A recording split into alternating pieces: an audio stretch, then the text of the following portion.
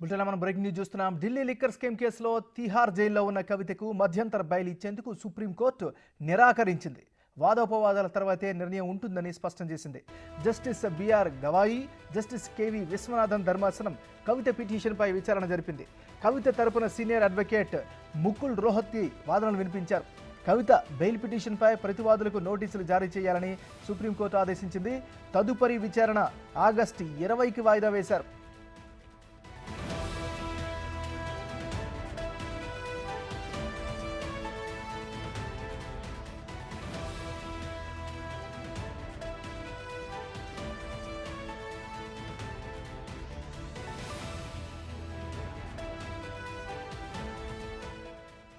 Delhi liquor scam కేసులో తీహార్ జైల్లో ఉన్న కవితకు మధ్యంతర బెయిల్ ఇచ్చేందుకు సుప్రీంకోర్టు నిరాకరించింది. వాదోపవాదాల తర్వాతే నిర్ణయం ఉంటుందని స్పష్టం చేసింది. Justice B R Gavai, justice K V Viswanathan ధర్మాసనం కవిత పిటిషన్పై విచారణ జరిపింది. కవిత తరపున సీనియర్ అడ్వకేట్ ముకుల్ రోహత్గి వాదనలు వినిపించారు.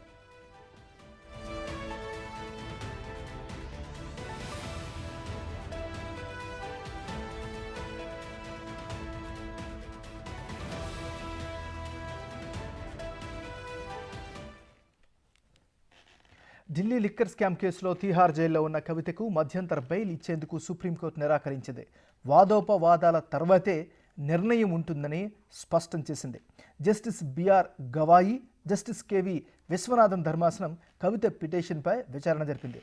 ఇక ఇదే అంశానికి సంబంధించి మరింత తాజా సమాచారాన్ని ఢిల్లీ నుంచి మా రిపోర్టర్ శివ అందిస్తారు. శివ. రైట్ ఏమన్నారు, Delhi liquor policy ED CBI కేసులో బెయిల్ కోరుతూ సుప్రీంకోర్టును ఆశ్రయించారు ఎమ్మెల్సీ కవిత పిటిషన్పై ఈరోజు సుప్రీంకోర్టు ద్విసభ్య ధర్మాసనం justice BR Gavai, justice KV విశ్వనాథ్లతో కూడిన ధర్మాసనం విచారణ చేపట్టింది. అయితే విచారణ సందర్భంగా ఇటు సిబిఐ, ఈడీ రెండు దర్యాప్తు సంస్థలకు కౌంటర్ అఫిడవిట్ దాఖలు చేయాలంటూ కూడా నోటీసులు జారీ చేసింది. తదుపరి విచారణను ఆగస్టు 20కి వాయిదా వేసింది. ఇక ఈ వాయిదా వేసే క్రమంలో కవితకు మధ్యంతర బెయిల్ మంజూరు చేయాలంటూ కూడా కవిత తరపున సీనియర్ న్యాయవాది ముకుల్ రోహత్గి వాదనలు వినిపించారు. వాదనలు వినిపించిన నేపథ్యంలో అంటే ఇరువురి వాదనలు విన్న తర్వాత మాత్రమే బెయిల్పై నిర్ణయం తీసుకుంటామంటూ కూడా ఈ మధ్యంతర బెయిల్ను తిరస్కరించింది సుప్రీం ధర్మాసనం. అయితే 20వ తేదీన విచారణ సందర్భంగా కౌంటర్ అఫిడవిట్ దాఖలు చేయాల్సి ఉంటుంది కాబట్టి కౌంటర్ అఫిడవిట్ దాఖలు చేసిన తర్వాత బెయిల్పై వాదనలు ప్రతివాదనలు వింటామంటూ కూడా ద్విసభ్య ధర్మాసనం తెలియజేసింది. అయితే గత 5 నెలలుగా కవిత తిహార్ జైల్లో ఉంటున్నారు.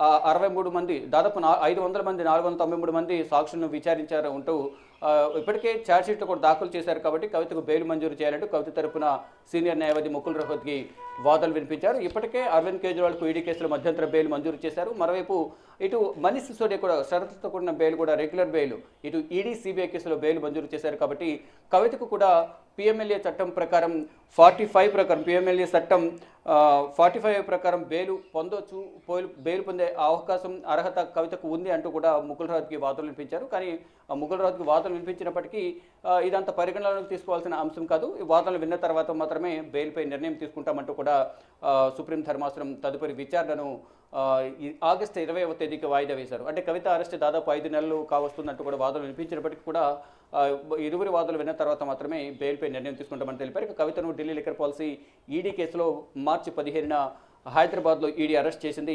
తర్వాత జ్యుడిషియల్ కస్టడీలో భాగంగా తిహార్ జైల్లో ఉన్న కవితను ఏప్రిల్ 11న సిబిఐ అరెస్ట్ చేసి ఏప్రిల్ 12న రౌజని కోర్టులో హాజరుపరిచిన తర్వాత 3 రోజుల సిబిఐ కస్టడీకి ఇచ్చారు. తర్వాత ఇటు ఈడీ సిబిఐ కేసుల్లో కూడా జ్యుడిషియల్ కస్టడీ కొనసాగుతూనే ఉంది. మరోవైపు ఈడీ సిబిఐ కేసుల్లో ఇటు రెండు దర్యాప్తు సంస్థలు కూడా కవితపై ఛార్జ్షీట్లు కూడా దాఖలు చేశాయి. ఈ దాఖలు చేసిన నేపథ్యంలో కవితకు విచారణకు హాజరవ్వడానికి అవకాశం ఉంటుంది. కాబట్టి ఎప్పుడు పిలిచిన విచారణకు వస్తారు, ఛార్జ్షీట్లు ఆల్రెడీ దాఖలు చేశారు. కాబట్టి కవితకు బెయిల్ మంజూరు చేయాలంటూ గతంలోనే ఇటు ఈడీ సిబిఐ కేసులకు సంబంధించి ట్రయల్ కోర్టు అలాగే ఢిల్లీ హైకోర్టులో బెయిల్ పిటిషన్ దాఖలు చేసిన నేపథ్యంలో ఈ రెండు కోర్టులు కూడా కవిత బెయిల్ పిటిషన్ను తిరస్కరించారు.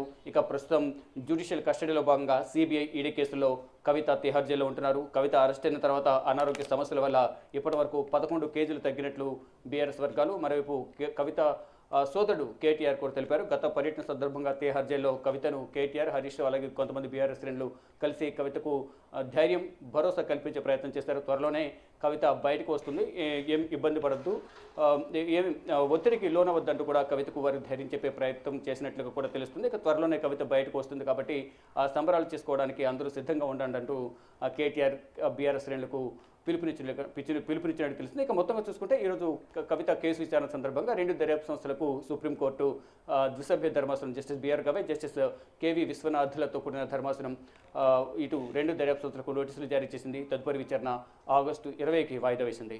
ఎంఎన్ఆర్. Thank you Shiva.